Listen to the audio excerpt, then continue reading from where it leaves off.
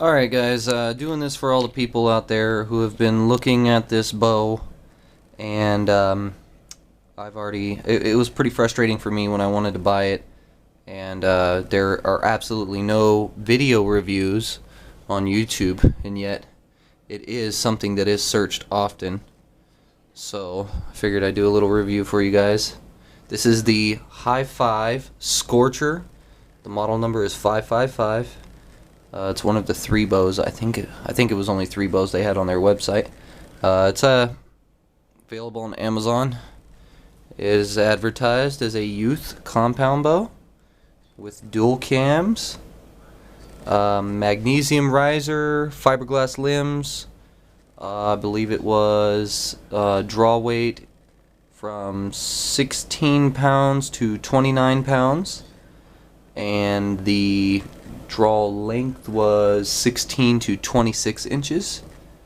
So it has a little bit of adjustability, but basically it's a 30-pound bow. I got this for the girlfriend because she's not quite strong enough to shoot the 40-pound recurve. So this was for her. A couple of things about this, okay? First things first, comes with junk arrows, of course. It's cheap. It was like $115 on Amazon, so you can't expect it to come with top quality parts.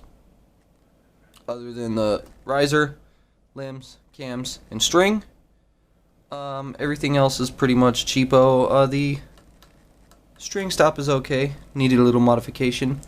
And then our, I forgot what this is called, I think it's a guide? Cable guide, I'm guessing. There is one problem with that.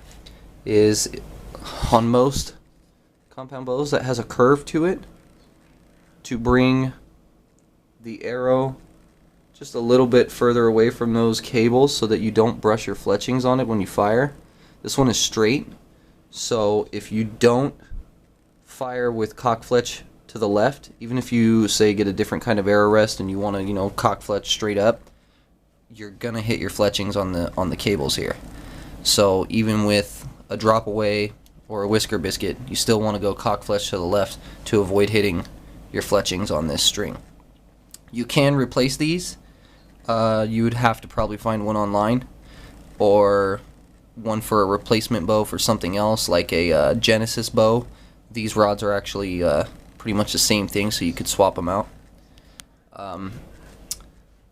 Right now, it's got a I've got the stock sight on there, on the front sight. It's basic, it's, cheap plastic. It actually ended up breaking on me.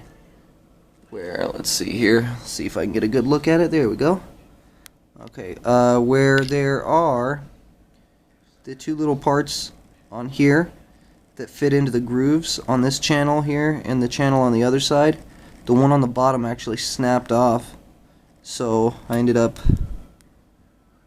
cutting a piece of sheet metal, aluminum, pretty thick piece too, and replacing it. I had to grind it down.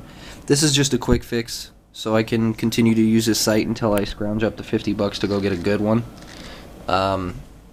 First things first, right off the bat, got rid of the finger savers. Okay, it's a compound bow. You don't want to shoot with your fingers.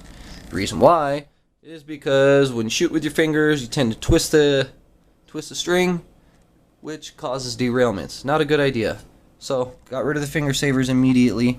Went and had a D-loop installed, and got a couple extras. And the hog-nose peep sight this thing comes with is absolute garbage. It's unusable. So I went and had them tie in a regular peep sight. Once this was done, I mean, with the hog-nose peep sight, you couldn't fucking hit it. You just couldn't hit what you wanted to. With this peep sight, I was able to sight it in. At 20 yards, I'm hitting the bullseye every single time. Every shot within an inch of the last. So it is a very decent bow.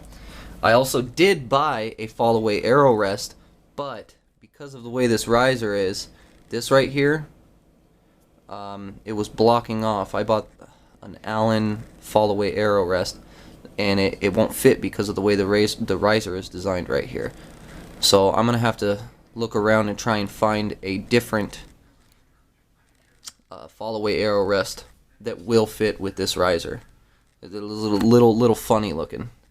But for now, actually, the crab claw works just fine. I'm not able to paper tune it, of course, because this is gonna throw the arrow off a little bit. But as far as shooting targets, I mean, I'm hitting bullseye every time. This doesn't affect it very much. Drop away is always more, and I'll be able to paper tune it for and get it going. She shot it. Right now, I have it adjusted at 29 pounds. Plus, I did bring down the draw length a little bit for her because she's got short, stubby arms. One other thing here on the string stop. Now, string stop is good and handy. You can do what I did, or you could do what most people would do, is just get rid of it. The problem with the string stop is, I'll try and get a decent lighting on it. Problem with the string stop is, and as you can see, I cut this away.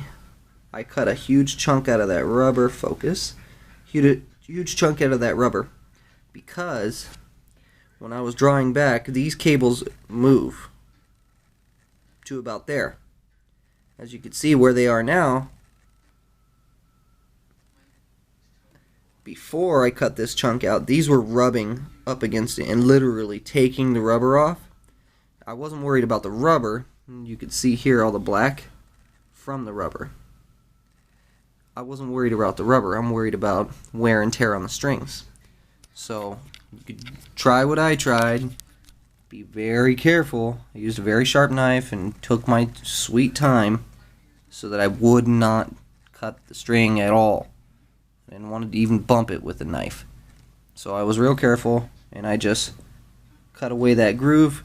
Now, when it draws back, this cable goes just past it, and then, or this one actually, I'm sorry, the bottom one stops right up against this little gap here, and then the other one goes just over it without rubbing. So no more contact with that. Other than that, for 115 bucks, it's pretty nice. You're gonna want to throw some money into it. Got some gold tip arrows for, you know, just something. These aren't even the carbon ones. These are the, I believe these are the fiberglass ones. So the cheapo lightning gold tips, pretty good. These are rated for up to 35-pound bows, so they're, I mean, you can see they're flexible. But overall, it's a decent bow. Just keep in mind, if you do decide to buy it, get rid of the finger savers. 2 reasons. 1, if you don't grip them correctly, your fingers will roll right off the string. 2, when you fire a compound bow with your fingers, you tend to twist the string. When you release, or say you pull back and you don't want to fire and you decide not to, and you go to let it forward, when you're using your fingers, you're tending to actually twist your hand without realizing it. That's when you get to derail. You'll twist it a little bit. As you're rolling it back, it'll roll right off the cam. And I've seen that happen up close. It is not pretty. Okay? So, get rid of the peep sight, the hog nose. It's garbage. Get in a real peep sight. If you can, get a new front sight, a 3-pin, a fiber optic. You can get them for like 30 bucks, 40 bucks, 50 bucks, around there for a really good one too. Put a D-loop on here. Use a release. Don't use your fingers on a compound bow. Even though it's 30 pounds, it's still dangerous. You can still hurt yourself. You can still break the bow.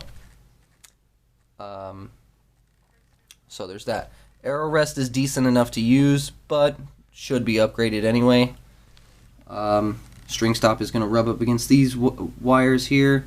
Make sure you shoot cock fletch to the left no matter what kind of rest you're using. Other than that, it's pretty nice.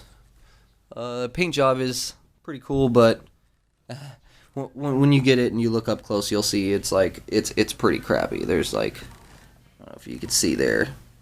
There's like smudges and stuff, and parts where the paint isn't even on there, and like white spots and stuff. It's pretty terrible paint job.